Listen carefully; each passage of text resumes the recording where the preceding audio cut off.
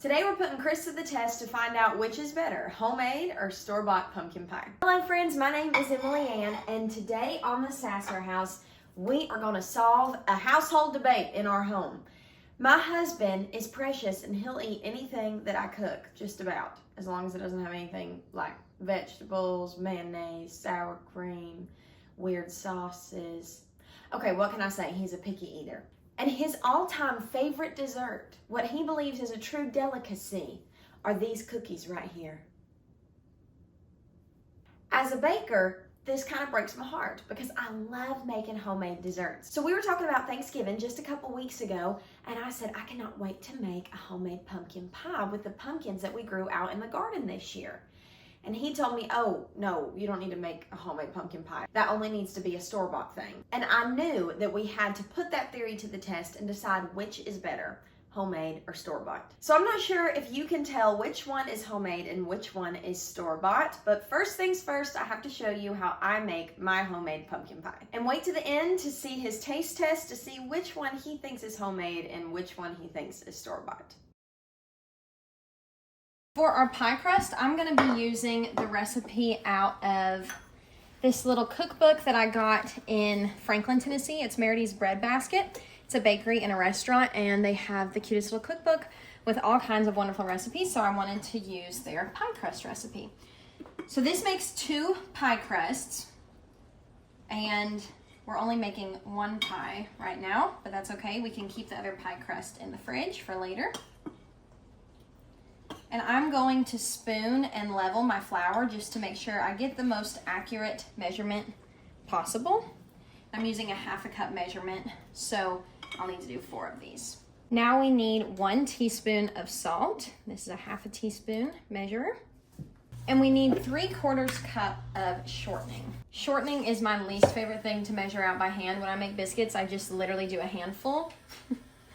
And I'm debating doing that right now, but I literally just said that I wanted this to be accurate, so I guess I won't.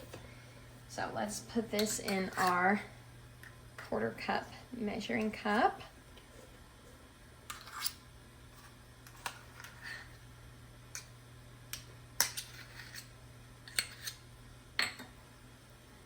I just hate how sticky and oily it leaves everything. I guess sticky's not the word. Oily's probably the word. So there's 1/2 cup. And now we just need to do 1 more 1/4 cup. The last thing we need for this is a 1/4 cup of cold water. So I just made a mess, but that's okay. The whole kitchen's already a mess. What we're gonna do is have that sitting over to the side, and then with our hands, we're gonna knead this Crisco and flour together. Kind of like how we do when we make biscuits, okay? And now we're gonna slowly add in our cold water. So I'm just gonna stir that in before we add any more. Add a little bit more. You can see it's starting to clump up together and form a little bit more of a dough. And that's starting to come together really well. And it says to knead it 3 or 4 times. But our dough has definitely come together at this point. So now we need to flour our counter. I'm gonna move this out of the way. And I'm gonna flour our counter over here. I also need to get this water up because we don't wanna add any more water.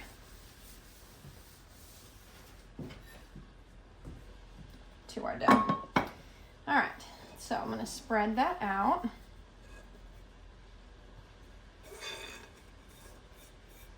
And get our crust onto the counter.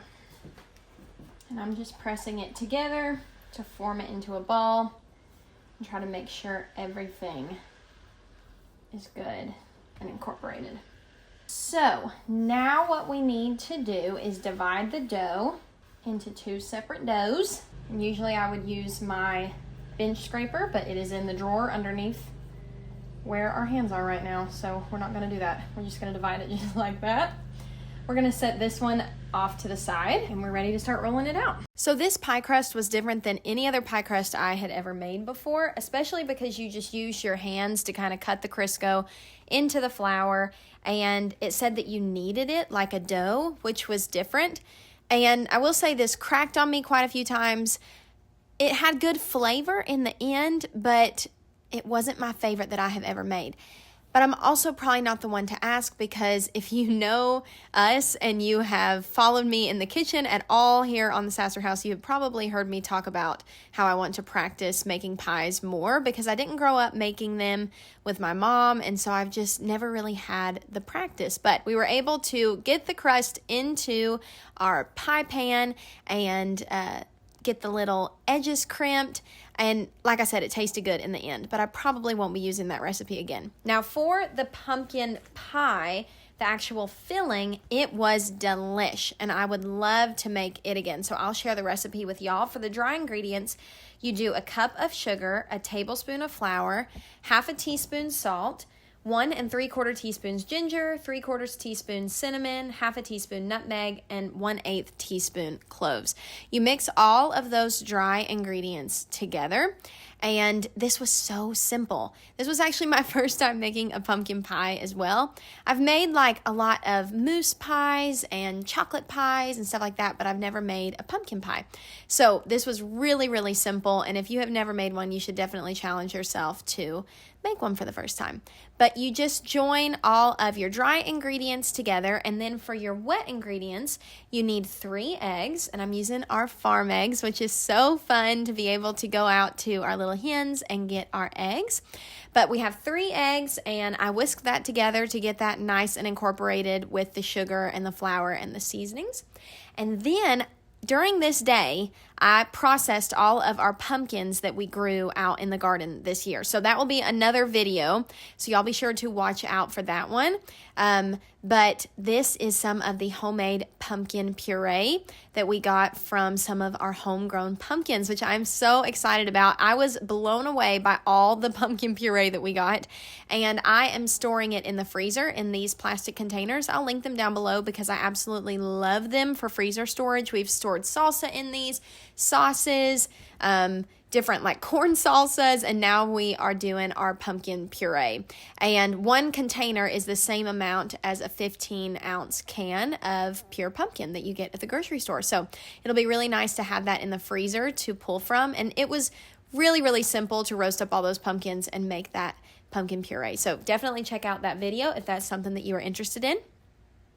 For the last ingredient, we need 1 cup of evaporated milk, and we just whisk that in until it was nice and smooth. Now, y'all tell me, if you've made pumpkin pie before, does this look exceptionally runny? It ended up baking fine, but I'm just curious if that looks extra runny, because to me, it looked a little bit runny. All right, and the last step here is to pour this into our unbaked pie crust, and we bake it in the oven at 350 for 45 minutes or until the knife comes out clean. Now, this is the next morning, and I'm making just a quick little batch of homemade whipped cream to go with our homemade pie, so it would all be from scratch. And all you need to do to make homemade whipped cream is use heavy whipping cream. I like to flavor it with a little bit of vanilla and sweeten it with a couple teaspoons of powdered sugar. I probably did a half a cup of heavy whipping cream. And then you just whip it until it thickens up into whipped cream. So now I am plating some of our pumpkin pie. It came out absolutely perfect, and topping it with some of that homemade whipped topping. I think that this turned out great, especially for it being the first time I've ever made homemade pumpkin pie. Now, the steps to get one at the store are much easier. Go to your store. They've got the pumpkin pie ready to go for you. And we just brought that home, and I got some Cool Whip as well so that everything would be store-bought for this slice and this tasting that Chris would do. I will say their crust is absolutely gorgeous, and it was a deeper orange color for the actual pie. And I don't know if that's the type of pumpkin that they used, or maybe they add orange food coloring. I'm not really sure. But this one came out beautiful as well, and we're just topping it with some of that Cool Whip. And now it is finally time for Chris to dig in and give us his thoughts. Okay, so we have our fancy little dolly scarf as our bandana. Take my hat off. No, I think I can do it with your hat on. Oh, wow. Yeah, that works. Okay, pie number 1. That looks too perfect. Pie number 2. Okay, Well, that looks really good too. But I can Homemade tell... has a little bit more character, right? Yes, yes. I can. It's the whipped cream and the crust that I can tell the difference. Yeah, I need to get my crust. Honestly, that still looks more perfect than I thought. But isn't it interesting how the store-bought is like so orange, and ours is not so orange? It makes me wonder if they food color it. Or maybe they use a different pumpkin than me. But now that you've seen it, and you can tell visually which one is store-bought and which one is homemade, it's time to put the blindfold on. I think this is going to be pretty easy to tell which one's which.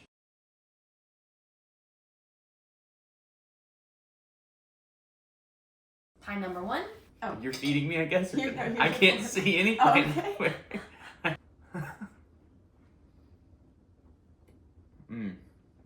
That's delicious. Okay, move to the next one.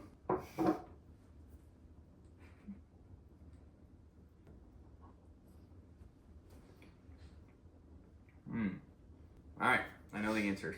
Pie number 1 was store-bought. That's correct. Pie number 2 is your pie. And I did not get that, so that's delicious. Is it not good? No, it's delicious. Here, we can take the blindfold off. Yeah, take that off. But I might need another bite before I judge. Well, I want to take a bite. So there's yours. I can already tell he likes the store-bought better. No, you can't. What do you think?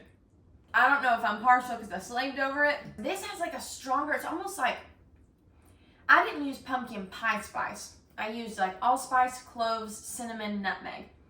That tastes like a Starbucks pumpkin pie syrup. Like it tastes like pumpkin flavor. Yeah. Really strong. Whereas this just tastes a little more rich. I agree completely. That's like more pumpkin-y, the store-bought one is. Yeah. It's the only way I can describe it. But this tastes like really rich. Yes. To me. This one's not maybe as sweet. It's not as sweet. It's not as sweet. They're both delicious. I will be perfectly fine with this on Thanksgiving. I know, but which would you prefer if it were up to you? If it were up to me, I'm not baking anything. If it were up to you for me to bake a homemade pie or to go to the store and buy that one, what is the winner? I think the store-bought might win this one. You win some, you lose some. Chris has spoken, and he's just gonna rub it in my face. Well, thank you guys so much for watching this video. We hope that you have a wonderful fall, holiday season, and a wonderful Thanksgiving with you and your family. Please don't let this deter you from trying to make a homemade pumpkin pie, because they are delicious. They're both delicious. But in a pinch, or if you just like it better, you can always grab one at the store. Or if your adults have taste buds like children. There's that too. We hope y'all enjoyed this video. Please consider subscribing to our channel if you haven't. We have a lot of fun here at the Sasser House, and we'd love to have you a part of the family. We'll see you guys on the next one. Bye, y'all.